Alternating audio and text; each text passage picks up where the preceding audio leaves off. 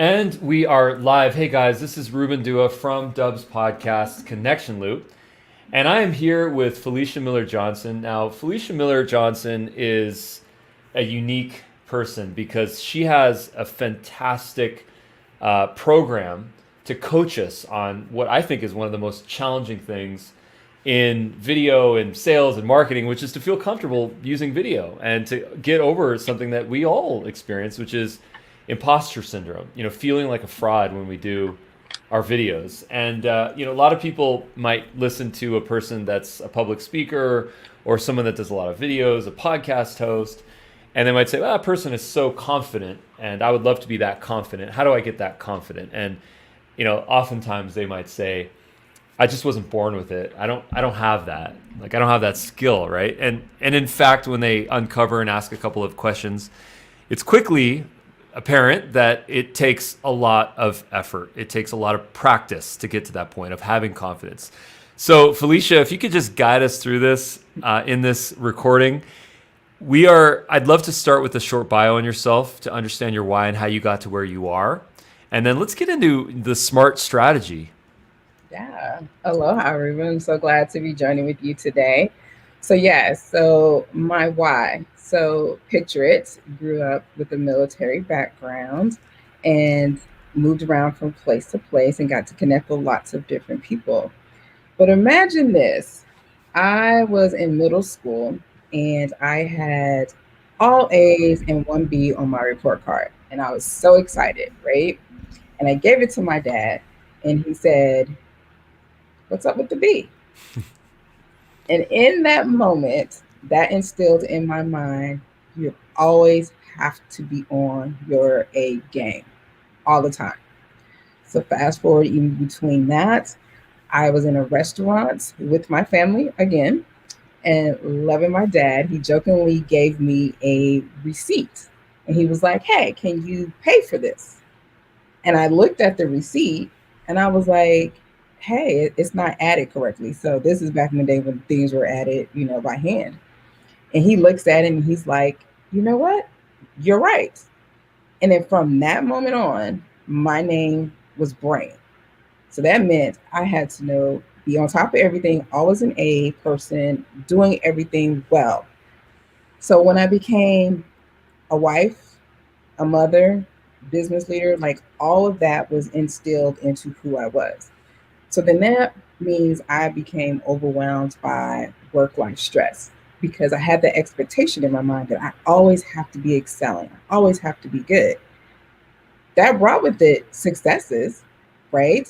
But I was disregarding the things that I did. I didn't have time to really enjoy the successes that I had. I was feeling like a fraud. Like, what if somebody finds out that I really don't know what I'm doing on this particular thing, or that I got lucky in doing that? And so I went on a journey to say, you know what, no more. Not only do I want to be smart, yes, I may have all the accolades, certification certificates and all that, but I want to live smart. And that is how I came up with my philosophy with coaching my clients.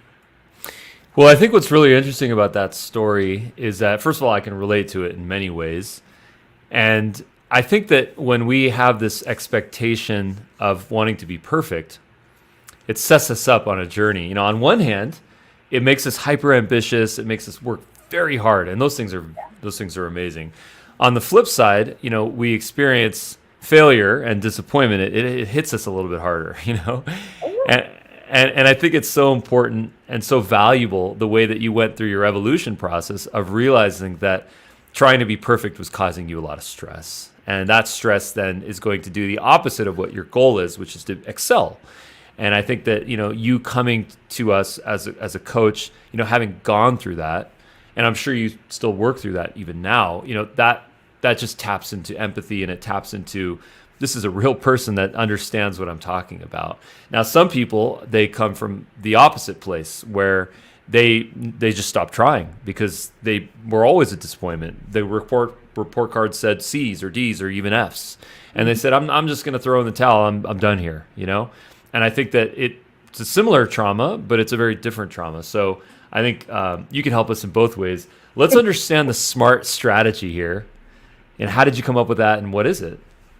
Yeah, so like you said, goal oriented, always was going out for the best thing. And many times people have heard the acronym SMART goals as far as in business. But it was like I went on this journey to realize who I was. So let's say you want to see yourself, you want to awaken, right? You got to know who you are. So, for example, one thing that when I'm talking with clients, how many have never even looked up the meaning of their own name? Mm. Like, my name means happy. And that's what I wanted to embody because there was a time that I was not happy. So it's like knowing who you are, what your triggers are, your engaging in things that excite you, like taking an awareness of who you are. So that's the S. Got to know yourself. The M is the master of the emotions. Ruben, I don't know about you, but like for me, only emotion that you might would have gotten was anger. And even that was even squashed for me because as you notice, I'm an African American female. And so I wanted to avoid the whole angry black woman perceptions that are perceived with that. So I would just squash my feelings.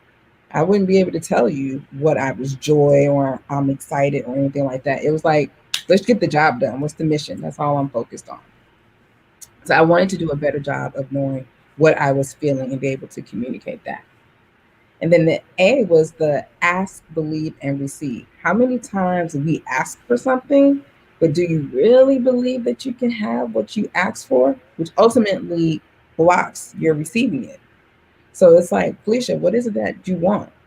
Because many times people can tell you all day long what they don't want, but they can't tell you what they do want, which is Mm. the whole mindset shift of what am I looking at that's positive versus the negative of that. Or even sometimes that they don't believe that they deserve it. Yes, I'm not worthy, which is one of those emotions Mm-hmm. that's on that emotional scale, right? The other one is the relax, relate, and release. This is a shout out to those who watched A Different World back in the day, but this was so embodying. I was always used to doing, doing, doing. I was a human doing versus a human being. It's like be in the present moment, relax, breathe, meditate. What's going on in you, right? Which is still connected to the self awareness piece. And then finally, the talk wisely. There were words that I was saying to myself in my head, which is the imposter syndrome, because you got that critic talking. But then just even the words that I was speaking out loud. I know we were talking a little bit earlier about, like, for example, the word try. Try is really a struggle word. You know, shout out to those who watch Star Wars and Yoda. Do or do not. There is no try. But it's like if you're not speaking power into what it is that you want, then that connects to maybe you're not receiving those things. So for me, it's a short way to sum it up to say, Felicia, live smart. And that reminds me to do all of those things in that moment. And so then that's what I use in order to connect and teach my clients how they can overcome imposter syndrome and have the confidence that they have is by living smart. Mm. Now you've mentioned Yoda now I think two times, and I'm intrigued. Are you a big Star Wars fan, like me, or what's going on there? Yes, I'm a Star Wars fan. Nice. I am because it's like it's one of those things like I had watched it before, but I didn't really understand what it was that drew me to it. It was like, Mm-hmm. okay, I get the space and all that. But then when I went on my journey, it was that pivotal scene when he's with Luke and it's the Empire Strikes Back and then he's training them. And it's like the whole talking about your words and how we're connected as beings and him closing his eyes and like, the meditating. It just really embodied all of that. And I was like, oh, that was what the draw was for connecting to that. And so, Mm. of course, all the graphics and the space and all of that. So, yeah, it's a great thing in that he didn't even know his own power, that he was a Jedi and didn't know it. So he had to go get the development. He had to go get the training. But then you have those on the flip side, like Princess Leia. She didn't even know she was a Jedi, right? But yet she was out working and doing all these different things. But it's like, how much more powerful could she have been if she was able to tap into her inner power as well? So I just realized that the symbolism and all of that, it was just connected to so much what I believe as a coach.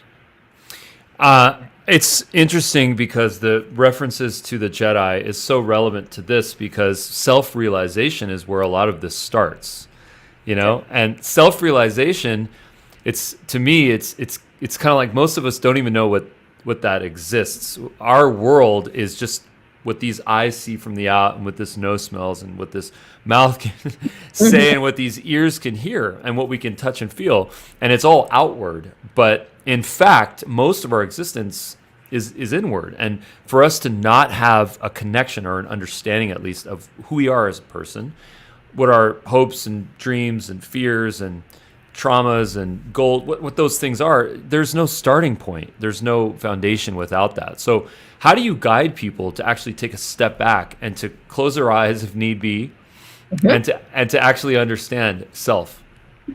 Well, one of the things is that we actually do it. Like, I'm not one of those coaches where you're going to come to and they're going to talk about, like, hey, go do this and go do that. And it's when we're in a coaching session, for example, we will take time to actually meditate. And Hmm. that's really tuning into who the person is and what they may be going through, to where it's like, okay, what I'm hearing, if you're having frustrations, let's say about money, right? So it's like, okay, let's take a moment to breathe. And I may play a song that's connected to about money. And it's like I'm grounding you in that moment to be with you. And then we talk about it. And then they're able to open up and realize new things, which is connected to the self-awareness. So it's very customized to each person about what they're experiencing because we're all different, right? But we actually do the work in the session right there, just based off of what they share. And what would you say drives a person to feel like an imposter, like a fraud when they're putting themselves out there, when they're recording a video and sending it to someone, when they're doing a post on LinkedIn, when they're hosting their first podcast show? What drives us to feel that way? Yep. It's different for each person. And so that's where having a coach to be able to ask those questions that help you to reveal that. So for example, if you're saying you having fear about doing a video and like getting on the screen, it could range from having a question of, well, what is it about being on the video? And they say, I don't like the way that I look. You explore that even more. And they may find out maybe when they were youth, someone told them that they were ugly, and that stayed with them for a very long time. So they sense that or feel that. Or somebody pointed out, like, do you know your eyes are not like the same, symmetrically or something like that. And so it's like dealing with that and helping them to release that limiting belief.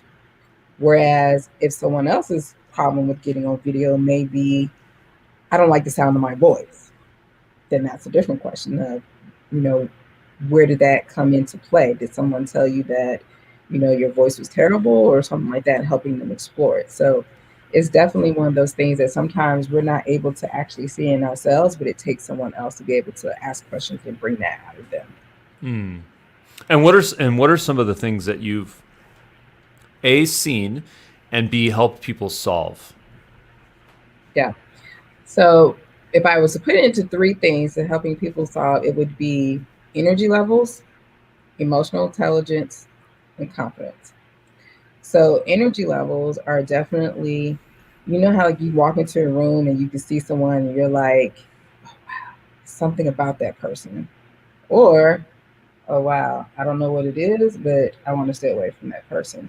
So helping people to realize what they're feeling helps to radiate what their energy level, the energy that they're having.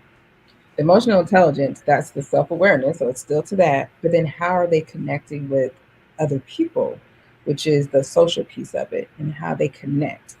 And so I think that's where a lot of my military background came into play, because moving around from place to place, you had to learn how to jump in quick and adapt and connect with people, because it was like we don't have time for a lot of other things. It was like, hey, how do we connect? Let's be friends and do that. And then the other ones is confidence, that self doubt, the negative words that we're saying to each other, and having someone to come along and be able to speak into them and encourage them that, hey, you are light, you are a worthy being. Show yourself, be yourself, and know that it's okay. Hmm. Yeah. Very cool. Very cool how you kind of articulate that. And what would you say personally that you've unlocked in yourself? I always like to ask this when someone is a guide, when someone's coaching other folks, what is the personal development that they've experienced, that they've gone through? How have they transcended? So I ask that you now. Yeah. So how I transcended is knowing that I am enough, that I Mm. can just be. I used to think that were people connected to me only because of what I did or the title that I had or the amount of money that I made.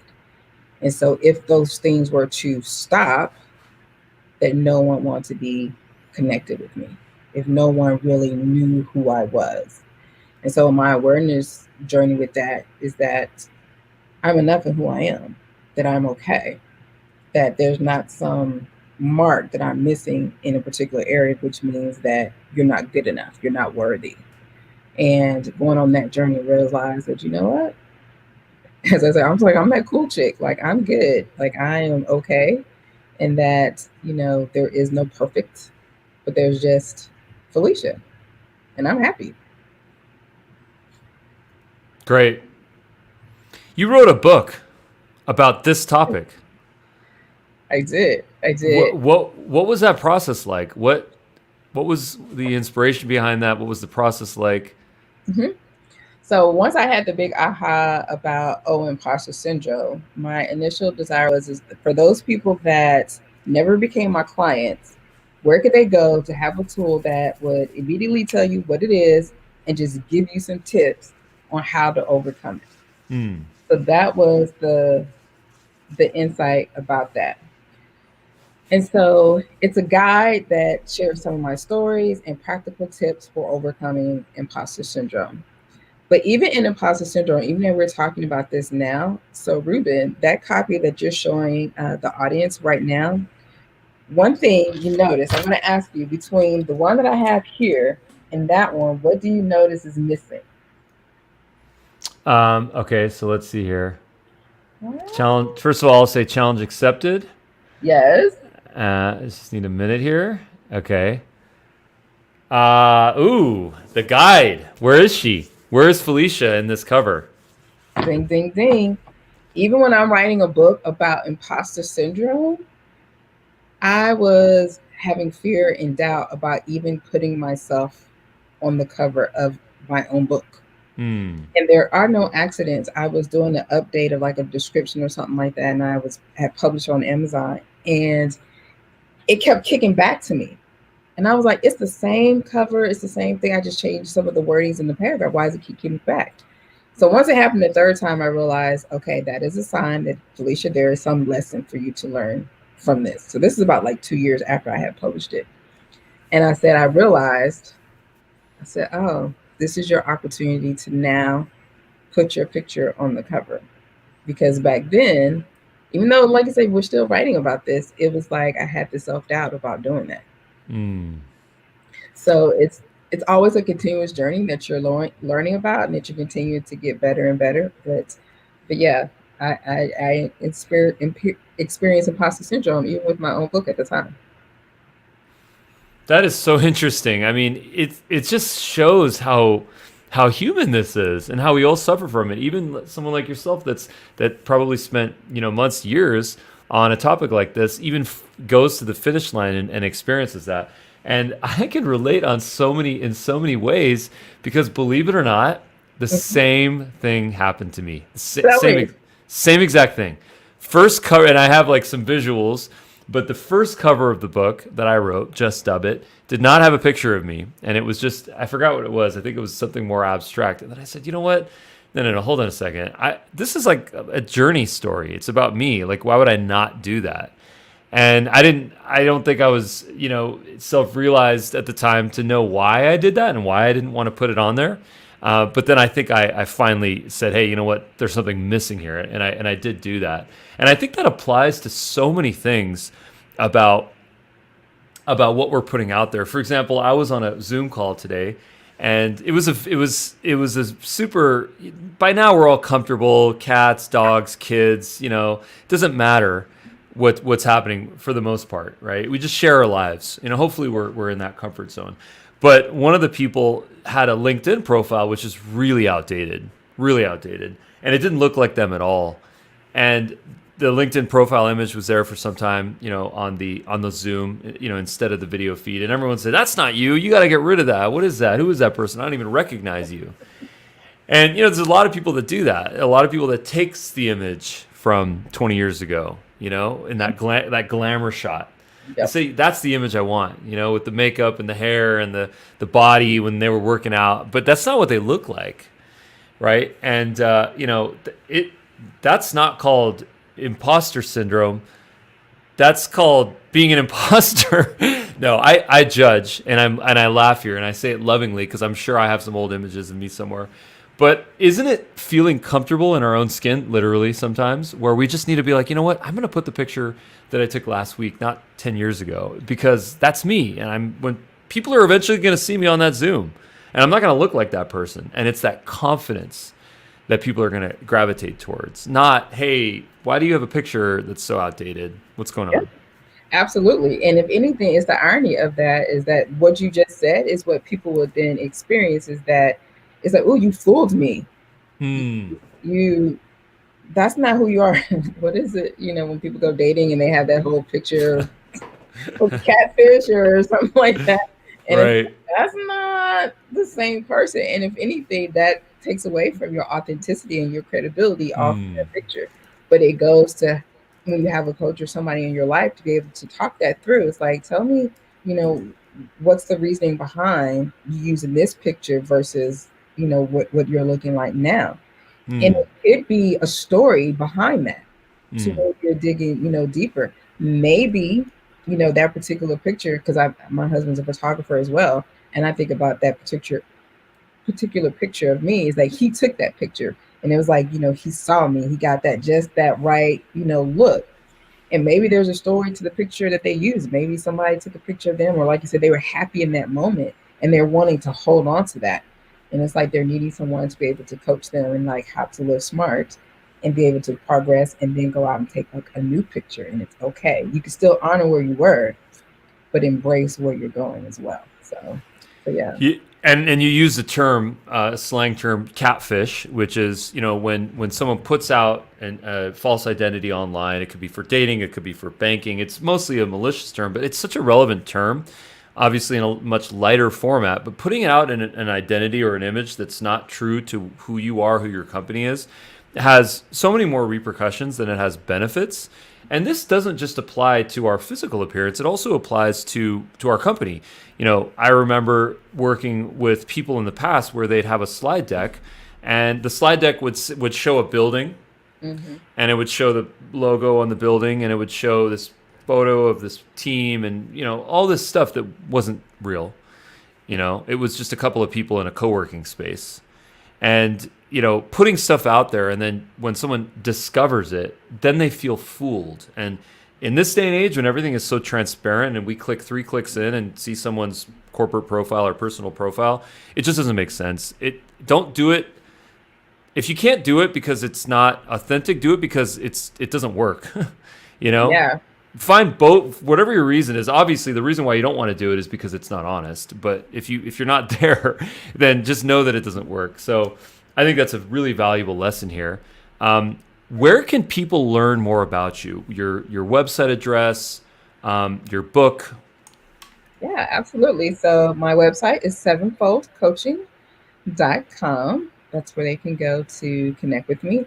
Also, I am a heavy user of LinkedIn. So if you're wanting to connect there as well, I'm often on that site, of course. And then, of course, you may see one of my fabulous, Dubb videos uh, that I am so enjoying. So thank you, Ruben, for making such a great platform because it allows me to authentically and efficiently connect with clients and others. So I'm loving that. So that's another way to connect. Well, thank you so much for saying that. Huge shout out to the Dubb team, the tech team and the operations, sales, marketing, the whole crew, Yes. where all the magic happens. So I'm simply a vessel here, and I am receiving information from people like yourself, and then figuring out how to solve problems with communication and with building trust and just saving time, for us. So thank you for that. Yeah. Yeah. Okay, so because the coach in me heard this. So release simply. I'm just simply a vessel. You're a vessel. There's nothing simple about you. Yeah, exactly. There you go. There's some like over humility. I love that. Yes, yes. So you're doing great things. It's with your vision, being able to connect with all those individuals on the team. So you're doing a great job. So Thank you. Thank you so much, Felicia. And I want to let you know that I am just about to purchase your book. oh, So I click the orange button on Amazon, and yes, I just have to update my address because it's an old address in there. But I'm going to grab a copy of that. So I look forward to having either a physical copy or a digital copy, whatever. It's all good. And I just wanted to actually give you a copy of my book. So just look out for something with a little link where you're going to grab a complimentary copy to my book. Just Dubb it. So yes, thanks again, Felicia. And keep bringing us success stories. That is what the team thrives on. That is how we evolve the platform. Bring us suggestions. How to improve, how to make your life easier. We're listening. yes. You are, and that's what I appreciate that you guys are in that stage that you do listen. I know, like with Darius, we've had plenty of conversations, and he does a great job with the trainings during the week. So continue to do great things. This platform and improving it, it's great. And like I said, I am definitely it's in my repertoire for sure, and it's part of my coaching because I use it as a follow up with my clients. So there's many great ways to use this tool. Just ask and receive. Amazing. Well, thank you so much, Felicia. Thank you, Ruben.